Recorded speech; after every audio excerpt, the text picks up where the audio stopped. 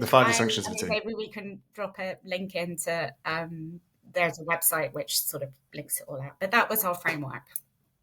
And I think it's a really simple model. And it starts with relationship trust at the bottom, and it moves up to results at the top. And it talks about, what I find really fascinating is it talks about that conflict creates commitment, right?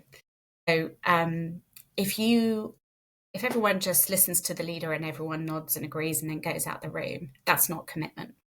That's just, we've been told what to do and we're going to go and do it because someone told us to do it. Or we won't do it and we'll just be passive aggressive and not do the thing that we agreed to in the room. Classic work behavior. But actually, conflict creates commitment. And we know that to be true in our relationships, don't we? That in our day-to-day relationships with those that we love most, we can have those little moments of conflict and we move through them and the world doesn't fall over. So it's about creating, when we say conflict at work, it makes it feel combative or antagonistic. Yes. I don't mean that type of conflict. I mean, do I understand clearly what it is that you're saying? Now that I've understood it clearly, do I agree with you? And if not, why not? And then can we come to an agreement on the way forward, having aired all of the views, and now we're committed as a team and we're moving forward.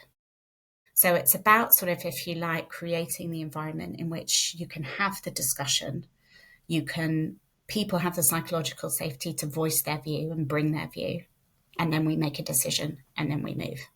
And that's how great teams drive results, which is not about, sometimes we think about team as in perfect harmony with each other. I think that's a false expectation. I think teams naturally have friction in them, but it's important that friction is harnessed to be productive rather than a negative force. And it's about surfacing it in a way that we all want the same outcome, but how we get there, we might have to make some decisions along the way that are not always easy ones to make. Yeah, and I love that, not least because it puts, a piece of theory from a book into practice, and absolutely see how it ladders up. And, also when I present it, and I think the word conflict does have a bit of a red flag for people. I can't do conflict at work, but and the way you describe it there is absolutely spot on in terms of it's a discussion, it's a debate, and you need to have the debate, the space for it, to then move up to, as you said, commitment. And I think then we go to accountability. We're all holding each other accountable, right, for this decision that we made. Yeah. Whether we agree with it or not, we're moving because we've committed. Yeah. And then you can be attentive to results, because obviously the flip, as Luciani is always, we're inattentive.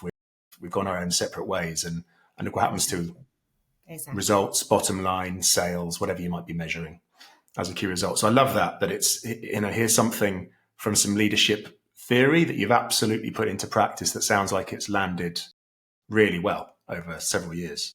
Yeah, I think we've worked on it really, really well. And what I see now actually is we don't need to do the trust and relationship stuff. We're actually all now focused on the results, but it's taken 3 years to get there.